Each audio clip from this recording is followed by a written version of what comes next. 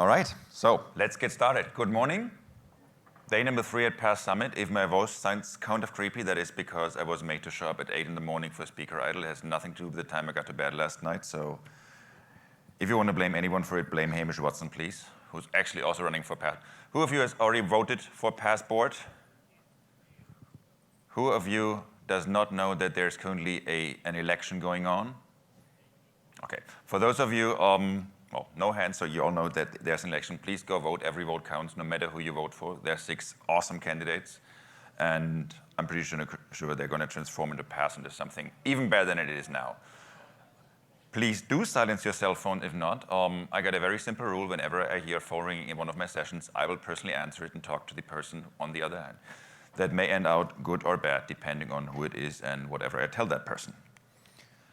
To explore everything that PaaS has to offer besides this event, every single year I see so many first-timers. I'm like, well, why can't we convert these first-timers into kind of returning customers? I think there is so much PaaS has to offer, so much free stuff PaaS has to offer, like SQL Saturdays. Who has ever attended a SQL Saturday? Well, like half of the room, so please look into it. There's tons of them going on. We're approaching almost 1,000 SQL Saturdays very soon. I think we're at 950-ish right now. They're going on all over the world. They're free. They're on a Saturday, except in a couple of regions, like Israel is doing it on a Friday, and Austria is doing it on a Friday. I think those are the 2 big exceptions. My name is Ben Weissman. I'm from Nuremberg, Germany. I'm a consultant for data warehousing and BI. PaaS asked me to tell a little bit about me. So, well, I've worked with computers for a while. That translates into I've been working with SQL Server since SQL Server 6.5, mainly in the data warehousing and BI field. Well, that whole name for that changed a couple of times over the course of the years. And I own more than 1 pair of glasses. So if you have seen me yesterday or the day before, you will have probably seen me wearing different glasses. I'm also a Biml hero, which is basically something like an MCSE for Biml. It just sounds so much cooler, and we don't wear capes. So, what is Biml? I like calling Biml the 3D printer for not just integration services / ADF. Has anybody in the room already been exposed to Biml in some way, worked with Biml? Cool. You're in the wrong session, but you're going to learn that very soon. Mainly for integration services, I guess? Yeah, that's the main use case. So, 3D printer. How did I come up with that analogy? A 3D printer, if you put it out of the box, it doesn't do anything. It just sits there. You got to feed it a model. If you feed it a very ugly or a very non-working model, it will still produce that model, but you will not like the output. If you feed it a very smart model, a very efficient model, it will come up with the very same thing over and over again. It will look exactly the same thing. And that's what we keep doing when especially, and that's why I called that talk, let's stage a couple of tables, because that's like the most standardizable task when it comes to ETL in general. We do the same thing over and over again. We truncate our stage table, we do a select on the source, we put that into our destination. Yes, there may be slight differences, because sometimes we don't truncate, but we delete. Sometimes we use CDC. Maybe it's not 1 pattern, maybe it's 5, maybe it's 10, maybe you get 15. There's a limited number of patterns, and that just keeps repeating itself. And at some point, if you're like, well, let's make a change because our naming convention has changed and you're staging 1,000 table, well, you're going to do the same thing 1,000 times. You're going to do the same modifications 1,000 times. And most probably, there will be some typos involved. Most probably, it will not be the most efficient way of doing it. And most probably, once you're done with table number 1,000, someone's going to tell you, yeah, we're not doing that anymore. We're going back to what it was. Not very efficient.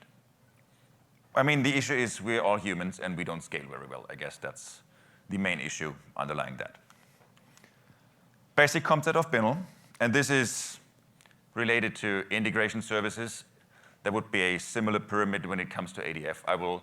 And given the show of hands I've seen who's working integration services, it seems like I made the right choice. We're going to do it very much an all demo session based on integration services, and then we're going to transform that into ADF.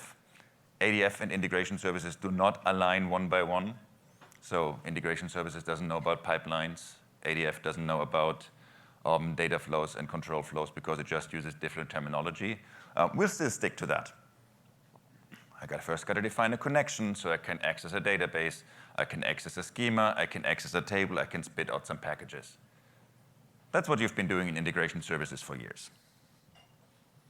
And again, it's the same thing over and over again. And the important part here is you have to understand this first before you can start using Biml. If you don't know how integration services work, and you're like, well, I've heard about that Biml thing, and it seems to be pretty cool, and it can spit out all these integration service packages, and yeah. Now you're trying to automate something where you did not understand the underlying concept. You can still automate it, but you're probably not going to get a very good result. You have to understand what you're trying to do, what you're trying to achieve, before you can automate that in a efficient and good performing, good quality, whatever manner. How does it work? We write some Biml code.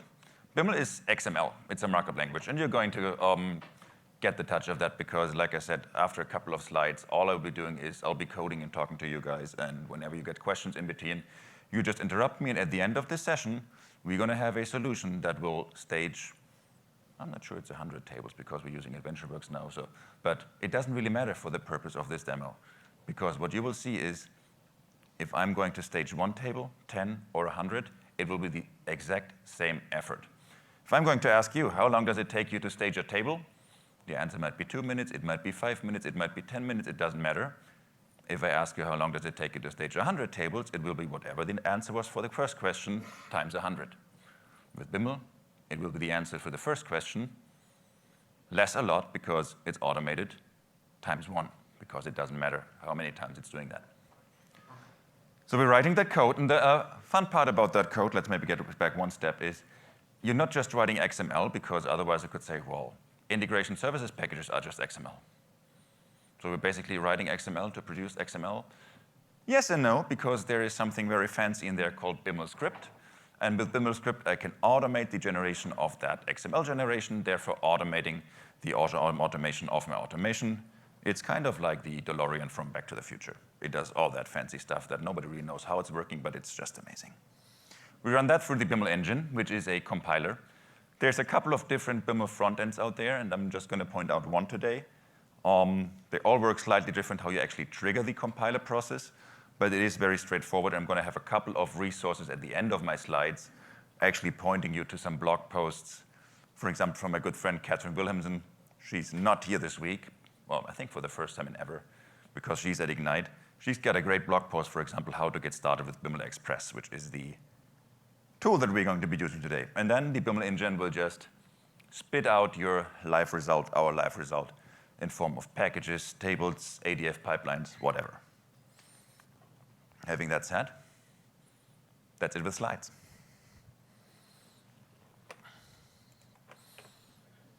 So what I have here is, this is Visual Studio 2017. This would work in anything down to 2010. It would also work in 2019. I did not see a good reason to switch my demos to 2019 because there is no difference at all in what I'm doing. But anything from 2010 to 2019 will work. You will see an extra menu item here called Biml Express. You can just Google that, or you go to varigens.com. I also got the link at the end, /Biml Express. It's a free plugin for Visual Studio, so it's a VSX file. We just double-click it, it will install, and it's there. You got to get a license for it, but that license is free, so you basically just sign up for it. They mainly do that to get kind of an idea who is using that product, how many users do we actually have out there, and that's about it. Once that's installed, I get a couple of extra fancy new menu items here. First one, add new Biml file. This will add a Biml file to my solution. Why do I need that? Because I can have multiple files. Like in every single coding environment, you may want to split out your code across multiple files for usability, for readability, for manageability, all that. That's why we can add more, and that's what we're going to do in a sec. You can also add, if you're writing more complex code, like you're coming up with a complete class to do some transformations or anything, you could outsource that to a VB or to a C# file. Use VB, so much better. I love VB. But it doesn't matter in the end. And most of the coding we're going to do today is actually going to be in Visual Basic, because I always assume there is a good number of people in the room that have no strong developer experience. I don't have a strong development experience or background. Visual Basic is just the more forgiving language. It's not case sensitive. It doesn't use all these fancy brackets and stuff.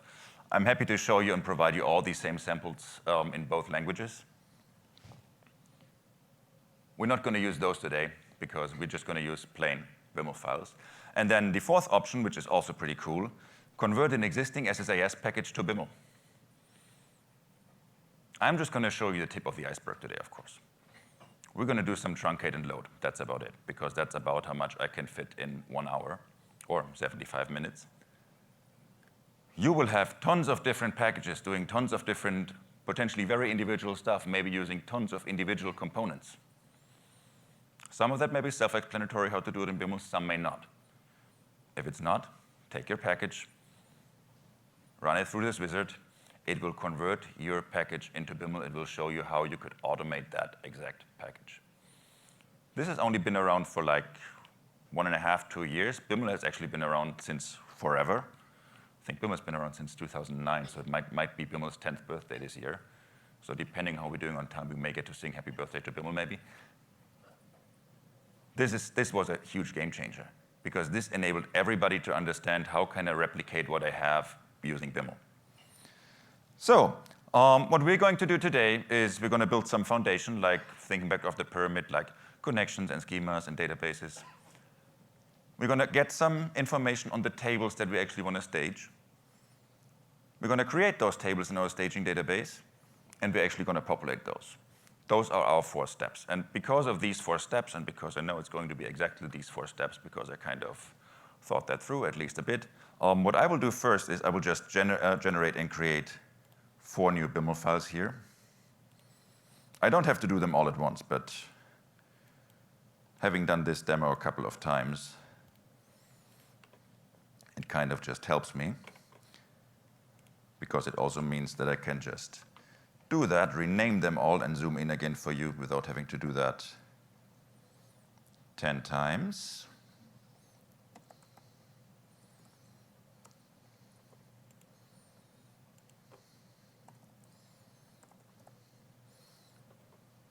And this is one of the few cases where I cannot zoom in while I'm typing, so you got to bear with me for a very short moment here.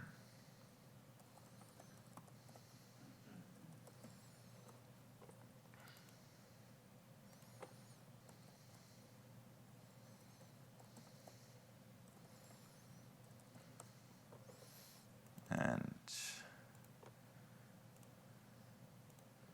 just to make sure this actually aligns with what you will get from me afterwards. So I've created 4 files, one for my environment, one for my table metadata. This is where my table names, my table columns, my table column types, and everything goes. One package to create those tables, one package to populate those tables. There's millions of ways probably to create those tables out of Biml. Biml has got full .NET integration, so I could actually just run that in the background using some .NET classes, using something like system.data. I prefer, especially in a demo, doing that in an integration services package, because that means I can create that package, pull it up, show you guys what's actually happening, and then just run it. It makes it a little bit more visual what's actually happening here. And why did I call them 010, 020, 030, 04? In this specific example, I could have called them 1, 2, 3, 4, A, B, C, D. I'm trying to teach myself and trying to be a little bit more rigid when it comes to those naming conventions. At some point, I may come up with, well, there's kind of a logical step in between there. For the Biml compiler, it doesn't really matter. There's something else controlling that. So they could also be called Peter, Paul, and Mary, and unfortunately, there were just the 3 of them, so I can't do 4 files. It doesn't matter. It just helps me understanding what's happening in which order. And especially later when we're doing the compilation, where we may just need some of those files, this will just be helpful for me to see what's going on. Again, it does not really matter in a solution with 4 Biml files. If you've got a solution with like 20, 30, 40 Biml files, it may make a big difference to actually organize it.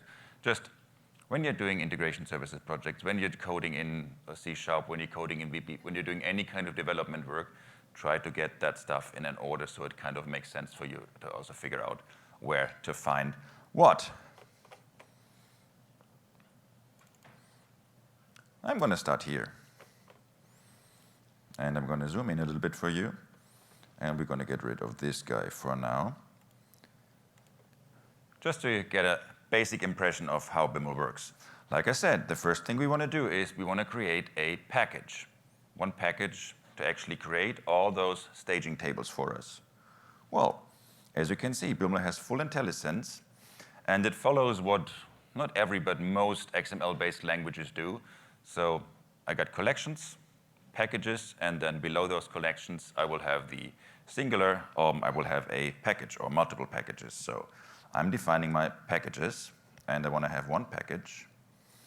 This package will have the name 01, create staging. That's it. If I compile that code, what do you think will happen?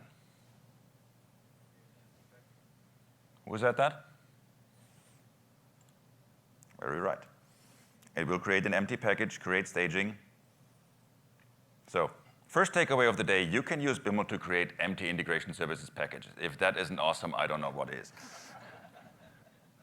I could even automate that, so I could generate you 1,000 empty packages. How's that? Why was I doing that? It gives you the idea. If you know what integration services do, if you know the whole concept, you will know what to look for. I'm looking for a package. I'm looking for a connection. I'm looking for a transformation. I'm looking for an OLEDB source. I'm looking for an execute SQL task. If you know what you would pick from the left in your toolbox or in your general flow, you will know what to do in Biml. If you have no idea what integration services is doing, you may copy and paste some stuff from blogs on the internet or books or whatever. It will not be pretty. Let's get back a step. Like I said, we got our pyramid. We got to define our connections.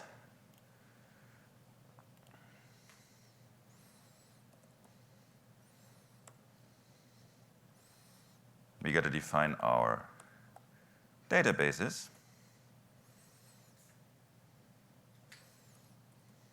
And we got to define our schemas. That's basically what we're looking for. So we want one OLEDB connection, which is going to be our source. Let's give this a proper name.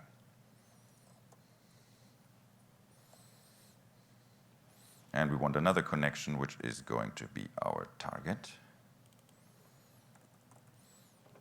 This will be one of the few occasions where I'm not live typing, because I got a feeling this may go wrong, me live typing connection strings. So that's my source.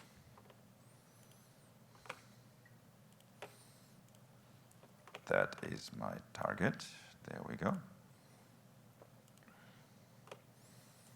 So what I did is I've defined two OLEDB connections, both pointing to the same server, actually, because they're both going to be local databases. One is AdventureWorks 2017. One is an almost empty database that I've just created earlier. What I mean by almost empty, we're going to get back to that.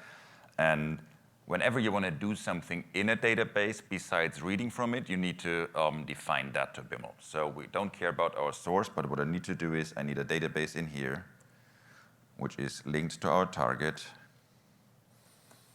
And it is named Biml demo _ live. And we're also going to need the schema for that, which is connected to that very same database. And the name is DBO. If you want to have the discussion whether we should work in DBO or not, I'm happy to do that afterwards. It's more a philosophical discussion, I guess. I've just seen JRJ's demo on big data clusters, and I was doing a very similar session on Wednesday, and basically the biggest difference is he was doing all kinds of different schemas and I was not. Otherwise, we were very similar on what we were trying to achieve there. So we're going to stick to DBO just for sake of simplicity. Thinking back of the pyramid, connections, database, schemas, we're done with that. I will leave this file open. The reason why I'm leaving this file open, the way Biml Express works, it will look at all open files and consider those during the design time. Later on, when I'm actually building this, when I'm compiling this, it doesn't matter. But while I'm designing, every open file will be considered. One of the reasons for that is I might have a second file that just points to a different environment, because I may be at a very early stage where I don't have like configurations and parameters and everything. I will just hard code that, and depending on which environment I'm going for, we'll open one or the other file. This is kind of the logic behind that. Let's close this. Let's get here. Second file. We're defining our tables. I could do all this in the first file, and once I'm done with all this, I hope you get an understanding why I split it out like this. This is by far not the only way of doing this, because again, this is my 3D printer. We kind of got a set idea of where we want to end up with, but that model may have thousands of different flavors. I'm just going for this one. So I'm going to define some tables. Just one for now. The name is table 1. And this will be in the Biml demo underscore live dot DBO schema. And what is a table without columns? It is kind of useless.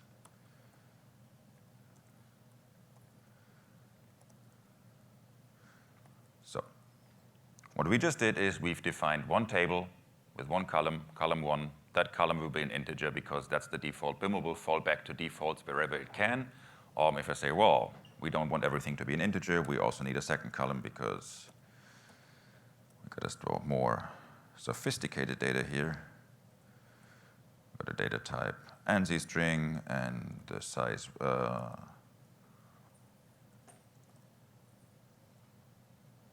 the length, sorry, will be 50. We're going to end up with a varchar 50 here.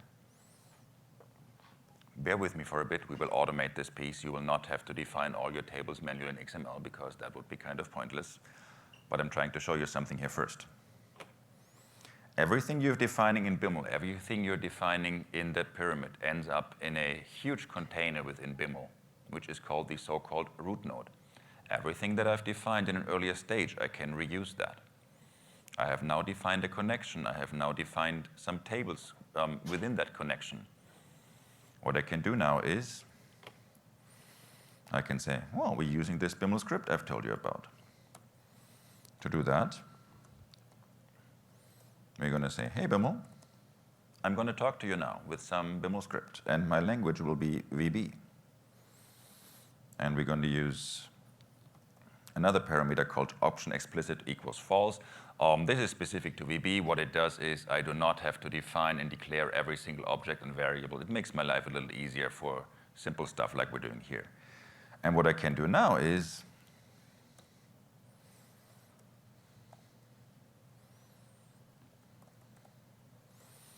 I can add some content to this package. This is one of the very few things where the Biml language, I will try to zoom in a little more for you. In SSIS, this would be the control flow. Biml calls it tasks. The reason for that is if you're using stuff within a container, for example, within a for each loop, anything, it will again be called tasks for reusability. So this is one of 2 points actually where the Biml language differs from what integration services does. And what we're going to do is we want to create all those tables that we've had before. To do that, we can say for each TBL in root node dot tables.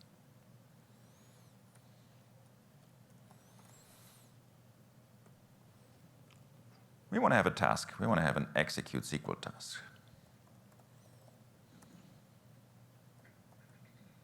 And the name will be create. This is the name of my table. And the connection will be my target.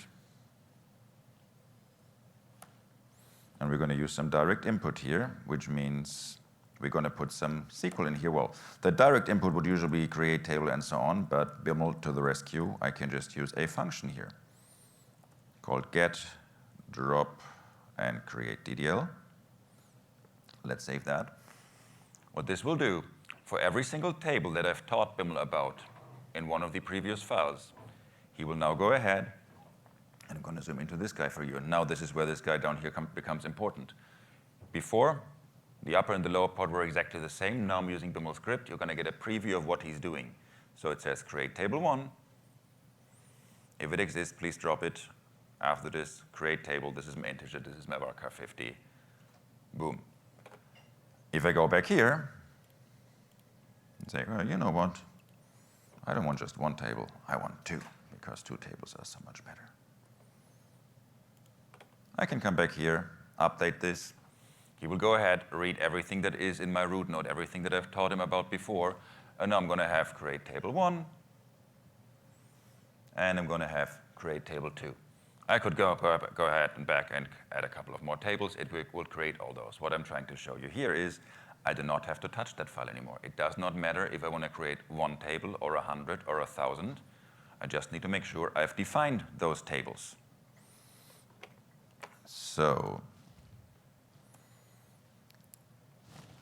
only thing I got to do here is give me some protection level and add some tiering. And I'm going to get back to that tiering slightly later.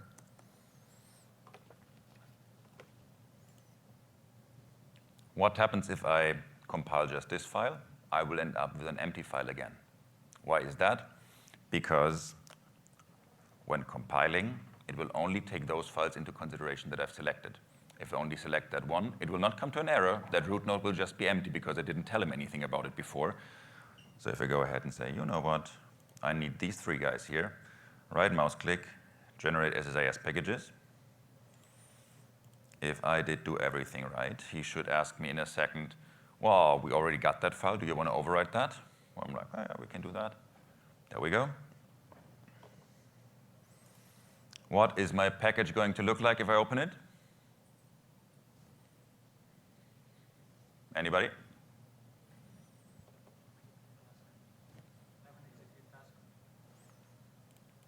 I'm going to have those execute SQL tasks, exactly. And we're going to have 2 of them because we got 2 tables. And that's the way we've designed it. If you say, well, that design is not what we're looking for, because we just want to have like 1 task maybe, well, the only thing you would need to do is go back to my file 03, and instead of looping and generating 1 task for each table, just generate 1 task and put that looping within that direct input and just generate all that T-SQL one after each other. We're not going to generate those 2. We don't care about them. So I've added this here with this tiering kind of sneaky-ish without telling you what it is. I'm going to tell you that now. That tiering tells the Biml compiler in which order to look at my files. It needs to make sure that the other information exists before I can look at it here. If I do it for each on my root node, and I'm adding it to the root node in a later step, it will not be available here. So I'm just ordering the packages basically aligned with what I did with my file names, but like I said, the file names do not matter to the Biml compiler. What matters to the Biml compiler is this tiering. This tiering is an integer. It can go anything up to, I'm not sure if it's an integer or big int, because I never had to go to anything higher than 999, which is kind of my default for any kind of cleanup tasks. I want to make sure that runs in the end. I just align it with my file names, and that works very well for me. It does not have to be sequential or anything. So as you can see, this is tier 30, and there's nothing before that. Anything that does not have a tier will end up in tier 0 if there's no scripts involved, and tier 1 if there's any scripts involved. So again, we could leave it at that. I like to actually have all that tiering in place. So we're just going to copy and paste this here and put this into tier 20.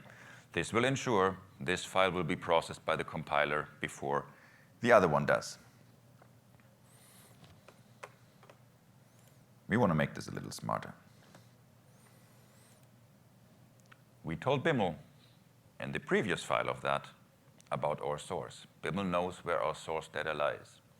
This means Biml can connect to that source data. This means Biml can figure out which tables are in there. Biml can figure out which columns are in each table. So we do not have to go ahead and write all that manual XML because, again, that would be kind of pointless. So we're going to generate a little object here, which is root node dot tables source. I called it AW like AdventureWorks. You can call it in a real life example, you would come up with something a little more generic, especially because you would probably have more than just one source. Again, for the sake of simplicity, we're going to leave it add this. And then we're going to come up with another thing here, which we're going to call import result.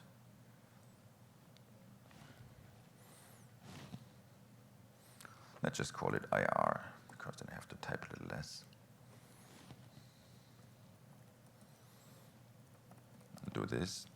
And this is aw.getDatabase schema. What that means is Biml has multiple ways of retrieving the metadata of an underlying connection.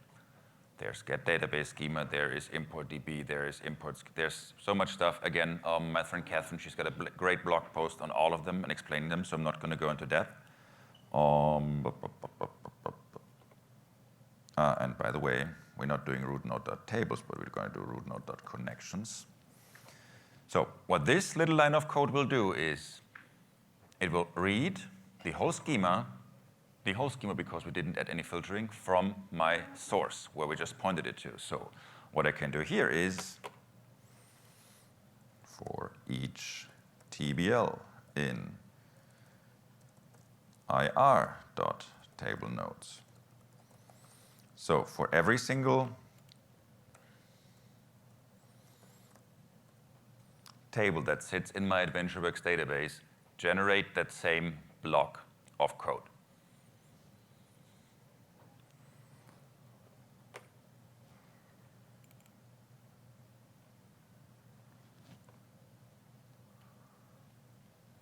Hang on, let me just try this again, because I'm pretty sure this is right.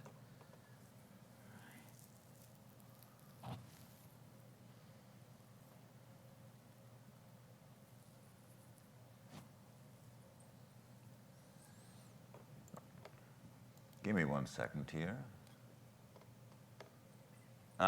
Because there's an S and it's called table nodes, that's why. That's what you get for live typing in a demo.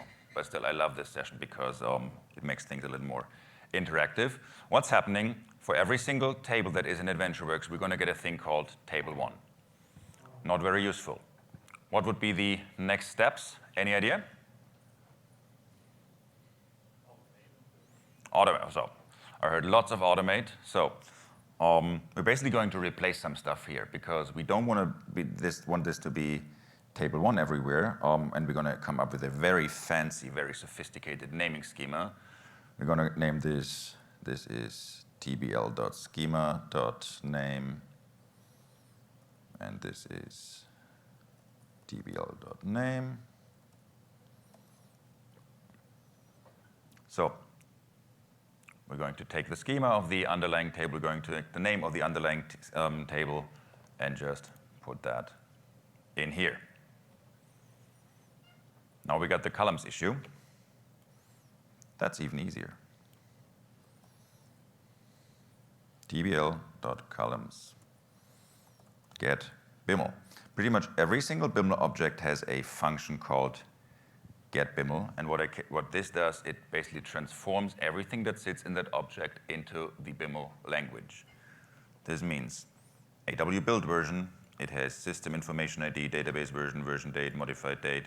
This is a datetime, this is a datetime, this is a string, so it's an nvar car25. The other one is a byte with an identity increment and so on. It will just grab all that information for us. If I would now go back and compile my DTSX package again, it will spit out those, I think it's 90-something tables in AdventureWorks and build that generate statement for me. Except I forgot one little thing. And you probably ran into this as well when generating integration services packages. At least when you're doing it in a slightly automated way. I did not give Biml any parameters, any restrictions. So what Biml does, it really gets every single information that it has. That means, for example, right here, we got an identity increment. Somewhere down there, we got a table reference, which is Biml's way of saying, oh, we got a foreign key restriction. This is going to fail. Well, our identity increment is not very helpful because if we're staging data, we want to make sure we get the same identity value that we got in the source system. We don't want our staging data to have its own identity increment because that might actually deviate from what we have in our source. That foreign key thing may or may not be value. There's lots of pros and lots of cons to having foreign keys in a staging environment. Whose team I have foreign keys in my staging environment? Okay, so assume the others don't. This is usually the turnout that I get. Very few do that. I mean, it has a couple of very good performance impacts actually of having those, and at the same time, it gives you a headache when you're actually loading that stuff. So I'm also usually team do not have foreign keys. Still, if you have foreign keys, this is awesome because you can take that information and automate your orchestrate. If you say, well, it doesn't really matter which one goes first, it just needs to make sure they come in the right order. You can basically use Biml, go ahead and based on that topology that you can get from the foreign keys, load them in the right order, in parallel or linear. What we're going to do, we just say, we're going to forget about all these foreign keys. But we need to tell Biml about that. GetDatabase schema has 3 parameters. One is a filter on schema, one is a filter on tables, and the last one is actually something called import options. And what we're doing is exclude foreign key, and we're going to ignore exclude identity. I'm going to zoom in a little more here. What this simply means is anything that is an identity column that's got an identity specification will just become a regular integer or a regular byte. Anything that was a foreign key restriction, that's our first friend here. This was actually an identity. This is gone. And if I would scroll down, you would not see any foreign key restrictions anymore. Question? I find it counterintuitive that you say or. Okay. So the question is, for those listening to the recording, and whenever I forget actually repeating a question, please remind me on that, because I hate it when I sit at home, listen to the recording, and didn't get the question. The question is, why was I using or? I've been wondering the same thing forever. In C#, the equivalent would be a double pipe, which is also basically an or. I don't know why they did it this way. It probably just means in the way that the Biml or that GetDatabase schema applies that. If any of those statements is true, basically exclude those, because you may otherwise, it may only apply to foreign keys that also are identity columns, which is technically impossible in that specific example. But yeah, it is slightly confusing. Once you get to it, it's always or. You can never use and just deal with it. It is what it is, I guess. Like I said, I guess it's 97, but great question. I guess it's 97 tables, maybe slightly more or less. What happens if, sorry, one more question?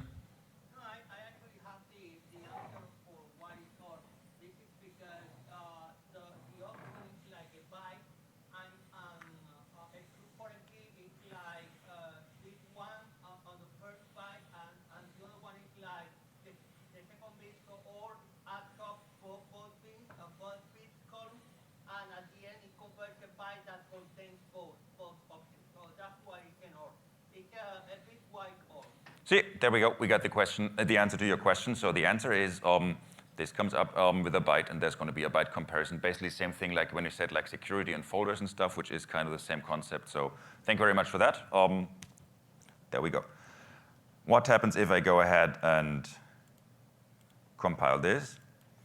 I'm going to end up with my same package again. It's going to take slightly longer because now it's got to do a couple more, but I promise you it will still be faster than you doing this manually. Before it was like 3 seconds, now that was maybe 7. I wasn't actually paying too much attention. What will my package look like? I will have 97-ish tasks in there. And those 97 tables will be generated if I run that script. We're about 40 minutes in. I did a lot of blah, blah and stuff around that. And at the same time, we generated the basics to generate 97-ish. Again, I really should have checked that number before. To generate 97 tables based on the underlying column metadata. Is there anybody in the room who thinks this could have been achieved in a manual way in the same time or less? Because if yes, I got contracts on me, I'm going to hire you right away on the spot. So far, and I've never seen somebody raise their hands, so that's kind of the issue here. We've got another problem. Is anybody actually staging every single table and every single column from their source system? No. Well, again, sake of simplicity, we're going to take all the columns and we're going to stick to that for today, but we're going to limit our tables at least. I think that's a fair compromise there. Closing that. And like I said before, we got a filter on schema, we got a filter on tables, and we got those import options. Let's come up with a little list here.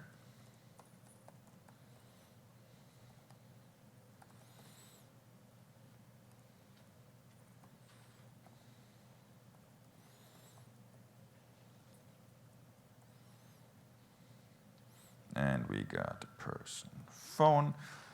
I just decided those are the two tables we need. Business told me I need person and person phone. That's the only stuff we need. I created a list containing those two, and of course, it would have made total sense to actually hand that list to my get database schema thing. Well, I only end up with person and person phone. That's it. And we're also going to make this a little nicer and faster and fancier and everything. But let's stick with that for a second. If I go ahead again and just recompile that, and again, keep in mind, I've never changed the code again of my file 03. What is my DTSX package going to look like? It's going to have to execute SQL tasks. And I think now we're actually at a point where we can eventually run that whole thing. What's happening? There we go. And if I actually go to that database,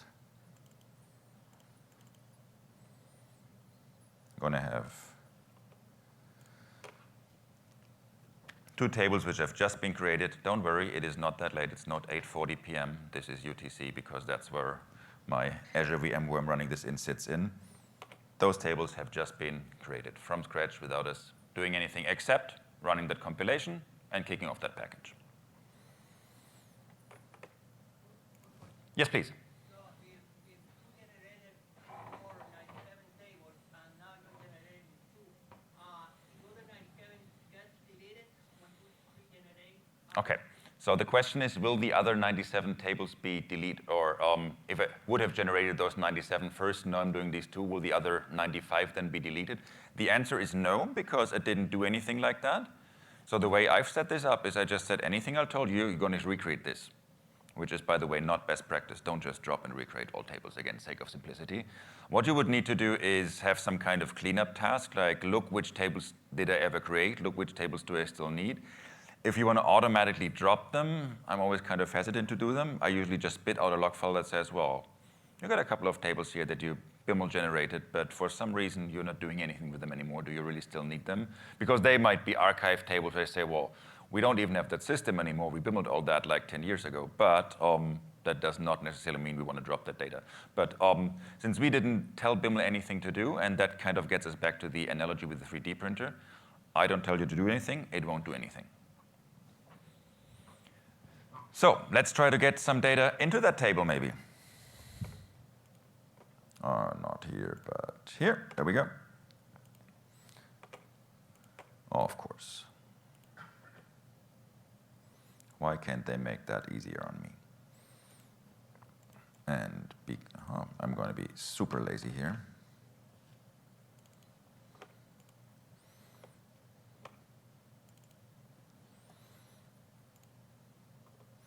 And we're going to call that O2 load staging. My design pattern here is we're going to have one package to load every single table. Obviously, what you can do is just take that for each loop, put it around the package, and you're going to have one package per table. That's another huge advantage. What is my pattern? Do I want to have one package per table? Do I have one package per table group? Do I have one package for everything? I may not know at the early development stage, but if you're doing all this manually, you kind of have to know, because if you want to change that afterwards, that is a major headache. Of course, we don't want to recreate everything in here. So what we're going to do from a design perspective, and again, we can argue if that is the best way of doing it, but trust me, it is the best way for this demo. Instead of having that create statement here, for every single table that we have, we want to do a truncate and a load. What are we going to do? We will say we need a container, and this container will get a name. Load tbl.name. And this container will actually get a constraint mode. Do you remember what our package looked like? There were all these tasks in there. These tasks were all standing next to each other. If I kick off my package, they will run in parallel. That is the Biml default. For creating those tables, that makes sense. If I'm running a truncate in the data flow, it might be not the worst idea to have the truncate go first and then the data flow. If you do the data flow first and then the truncate, this is perfect because your backup will run so much faster. It will save so much disk space. And also all your queries, they will perform like hell. But, well, they will not bring up so many meaningful results. So that's why I'm saying linear. If I'm doing linear, what Biml will do is it will just take all these steps in the order that I'm giving to him and connect them with the famous red arrow. So this is linear on success, basically. We would also have linear on completion. And you could also come up with all kinds of constraints, if this, then that. And so think of the fancy integration services package. You can do all that. For a simple case like this, truncate and load, just go with the constraint mode and don't bother about the rest. And this is where our tasks come into play again. And then we got to do this and put this guy around here. Come on. Oh, come on.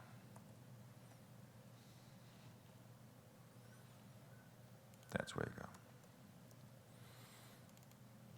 We don't want to recreate it. We just want to truncate it. There is no tbl.get truncate DDL because honestly, just saying truncate table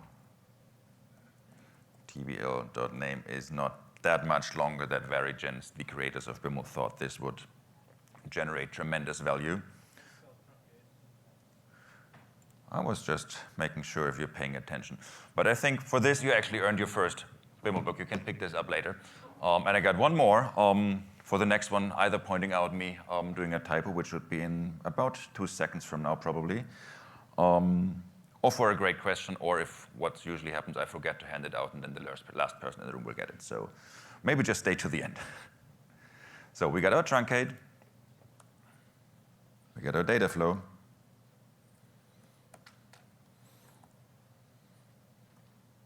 Hang on. Our data flow consists of transformations, and that will be our OLEDB source. Let's actually get rid of this guy here.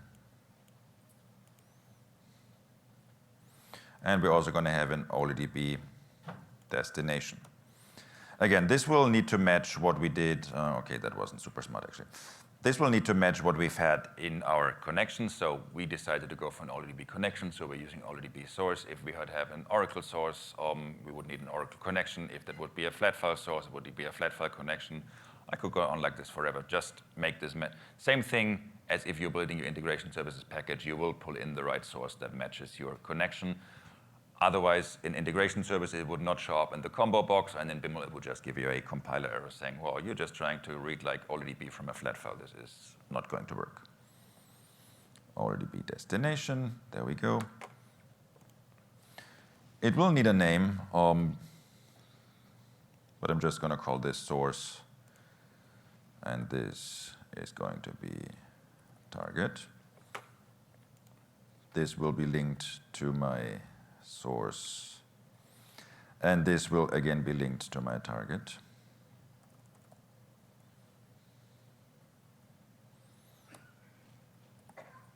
We're going to use some direct input here, select star from.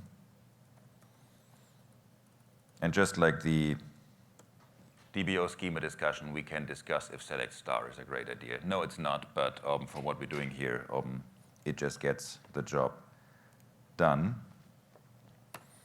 And what we're also going to do here is we will need our table output. Hang on. Pointing it to the table that we've defined before. So that table name will be tbl.scopedName.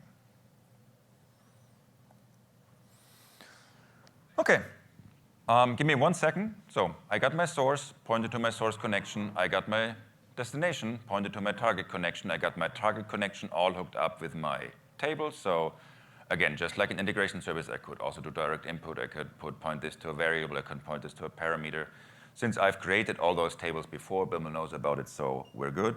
And on the source, we're doing a select star. This could also come from a variable, anything for what we're doing today.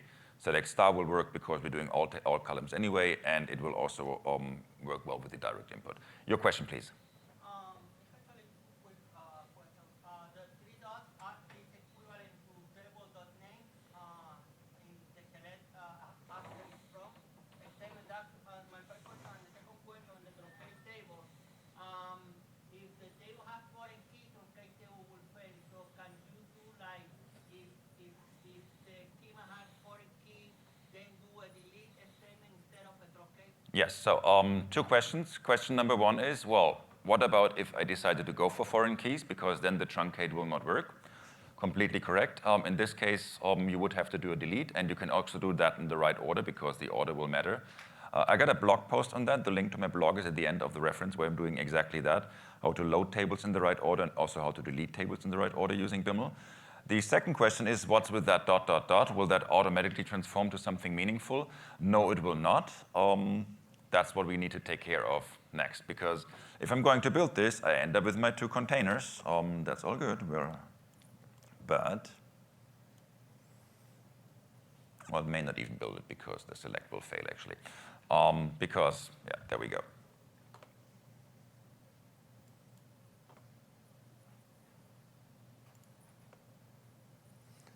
Oh, and we need the data flow name in here.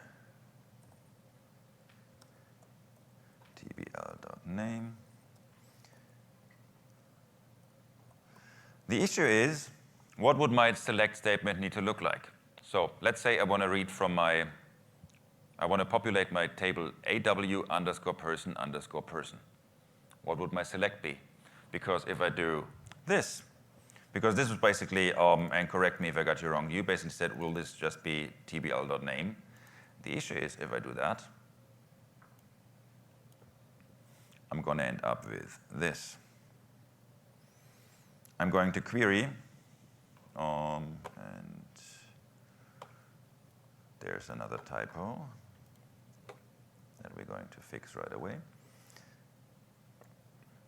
This will say select star from AW_person_person. This does not exist in AdventureWorks. This will fail. What could be a solution to that? Any ideas? Sorry? Yeah, well, so the thing is, at this point, we don't know the schema name anymore. So what we will need is exactly that. We don't have that at this point. But we got it at an earlier stage. By the time where we're getting all the information from our source database. Because right here, I got the schema name and I got the table name. It's all there. So what I can do is, I can add something in Biml called annotations. Think of an annotation as something like an extended property. Anybody not aware of what extended properties are on tables? Good. So you can add any kind of information to every single object in Biml. If you're using different layers in your staging, one of your annotations might be layer number, and then you just build your packages based on that information. What we're going to do here is we're going to say, well, we're going to do an annotation here, please. And this annotation is going to be a tag. The tag is going to be schema qualified name, SQN. You can name that just like with an extended property. You can name it whatever you want. Just make sure you remember the name when you're trying to read the content. And this is tbl.schema qualified name. What will happen to both of my tables? I will add that annotation. So this is person.person. It adds all the nice brackets, even in cases where we technically would not need them. So this is a way that will definitely work as a query. And what I can do now, it's on my popular side, I can say instead of select star from table, table.name, I can say get tag schema qualified name, because that's what I called it. Save that. It will take that extended property from that object, put that right in here.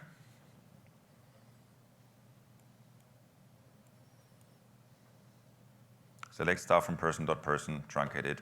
This looks good. Let's go ahead and build it.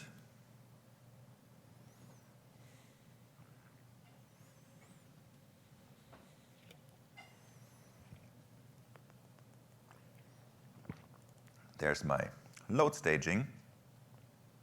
And if I did everything right. I was going to say if we did everything right, but I probably can't blame you for anything here. So there's my 2 containers. There's my 2 truncates. There's my 2 data flows. Let's fire this up. There we go. I could now go back and just remove that filter again and do that with 97 tables. Then it would kind of almost hold up to my promise where I said we're going to stage 100 tables.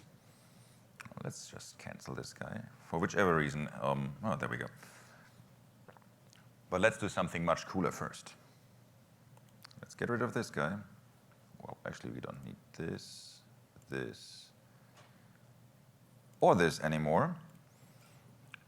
I don't like what we did here because we've hard-coded those tables. Hard-coding is a horrible idea because, I mean, if we say the whole beauty is that I don't really need to touch my code anymore, I mean, what's that? Especially if I have more than one source, how is this going to look like? This will get nasty. So what I did is I've created a very, very sophisticated table, which I called my Biml meta underscore tables. It has a whole bunch of columns, exactly 1, just the table name. So this matches my list structure-wise exactly.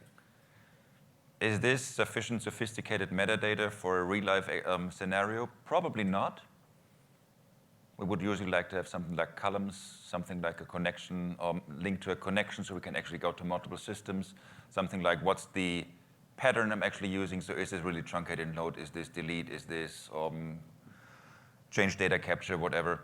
Again, for the sake of simplicity, we're going to stick to that. And again, I got a couple of blog posts that will show you how you can extend that to stuff like columns and so on. So what we're going to do here is we go back here.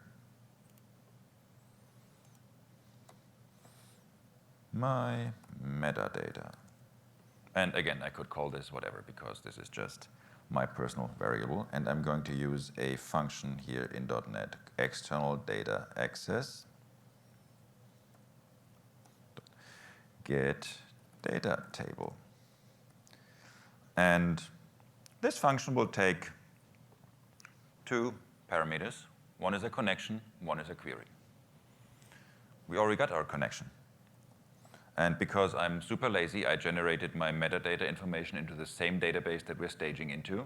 Again, don't do this in production, but sake of simplicity. Otherwise, just add a separate connection string. Root node.connections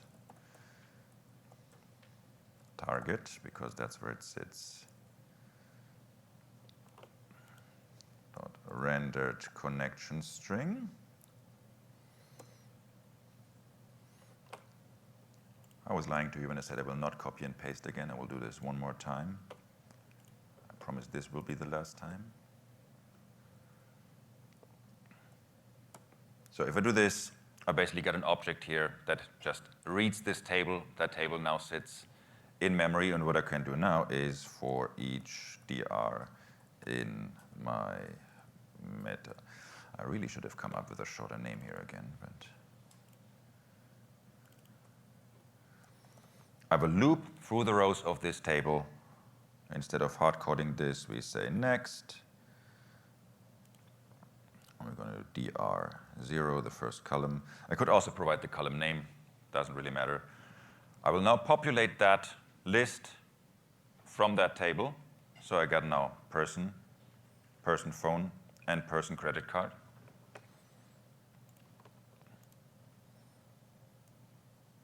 If I say now, well, you know what, I don't care about persons anymore. I'm not a people guy anyway. I don't like people. I care about sales. I've just repopulated my metadata table, removed everything person-related, added everything sales-related. Coming back here, I did not change anything on my code. I just pressed update for him to read what's in there again. There we go. If I rerun this,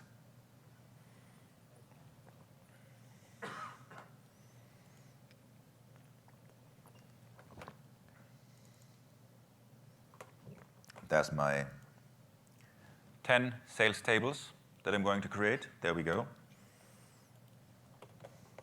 Going back here to my tables, or to my database, I should rather say.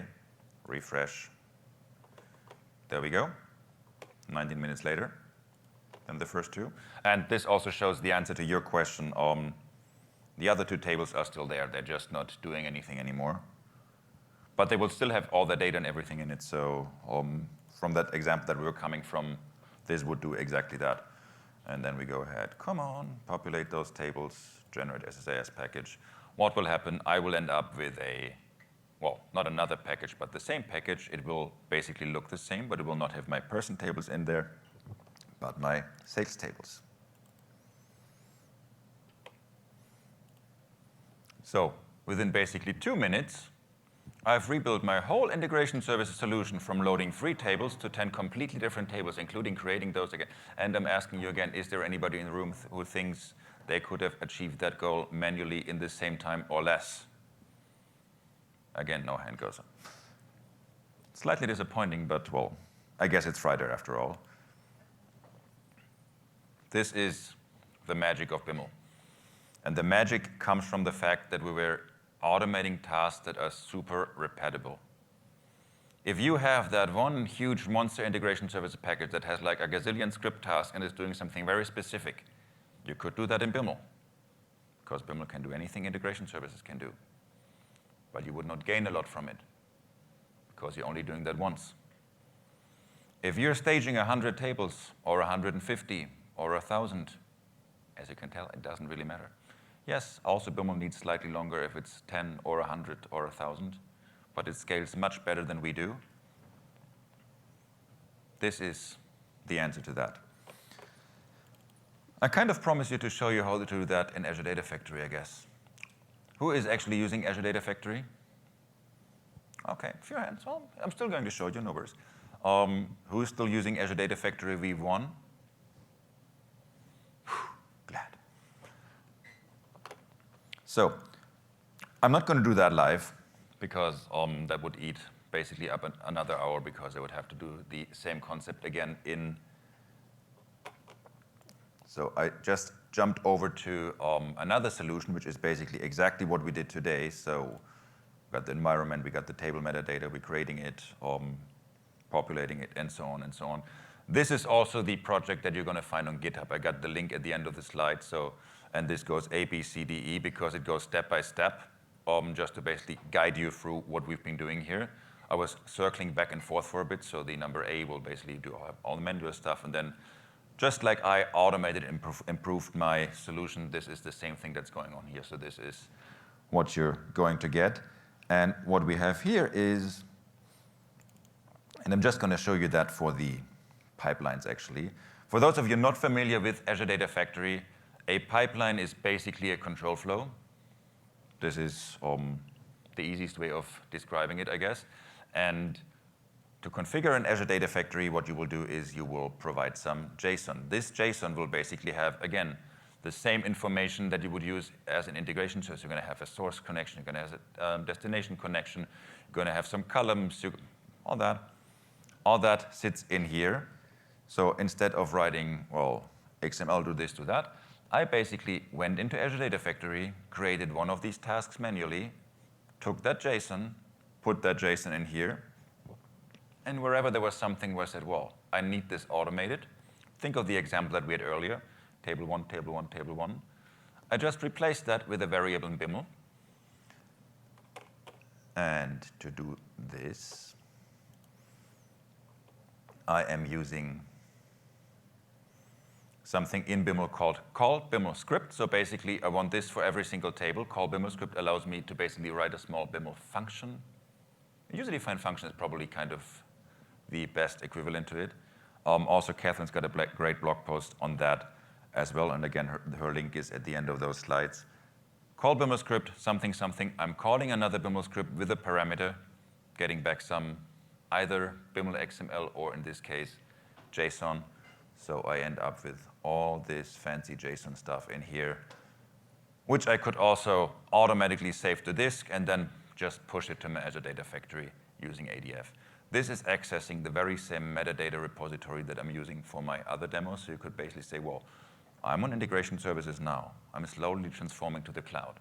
My next step is, well, I'm going to change my integration services to push that not to a local DB, but Azure SQL DB, Azure SQL Managed Instance, Azure SQL Data Warehouse, you name it, whatever the solution is that you're picking, whatever the solution is that fits your needs. Because from time to time I get the question, which one should I use? And what are you trying to achieve? We don't know yet. Well, then there's not a good answer what you should use for it. And then you just push that there, run it, and you can do that transformation, that migration, step by step. Coming from the very same metadata repository, all you're changing is small bits and pieces, step by step. Very neat in my book. Of course, there's tons of things that we did not touch, how we could make that better. As mentioned, my metadata, that was pretty poor. One table with one column. Probably not going to get me any degree anywhere, but I hope it still showed you what I could achieve by doing that. Index management. Every single table we've dropped and recreated. If there was an index on that table, it will now be gone. If you're not the one person maintaining those indexes, that person will not be your friend for much longer if you keep dropping those tables. What you could do is learn about those indexes before dropping the table and then recreate them. Or check first, did this table even change? Is there even a good need to drop and recreate it? Or instead of drop and recreate, you could produce alter statements. Housekeeping, this basically comes back to your question, what am I going to do with tables that once were in my metadata but are not anymore? Different load patterns, because I assume some of you will do stuff different than truncate and full load. Redundancy. I mean, we briefly looked into that call Biml script whenever you reuse stuff. Like for example, I got 5 occasions where I need a truncate. Or I want to add my own logging. You can just put that into one file and call that file from other files, basically reusing it. Reverse engineer what you already have by either reverse engineering a metadata or reverse engineering your existing files. Tons more. Like I said, there is Catherine's blog here.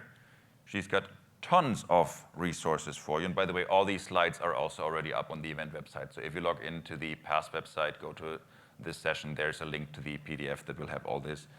And Catherine's got very great, sophisticated and deep dive blog posts, but she's also got very introductory blog posts. How to get started with Biml Express. I did not show you how to install it because that would have been out of the scope of 75 minutes. She walks you through where can I download it, how do I install it, how do I trigger that compilation process, what do I need to select, multi-select, single select one. She's got blog posts on ImportDB, get database schema, include files, call Biml, all these things that I've mentioned. Please check out her blog. I got a couple of blog posts on Biml as well on biml.blog, and there's my GitHub repository down there, and you're going to have that same code that we've been using here today, or the one that I've been showing you in the end as well.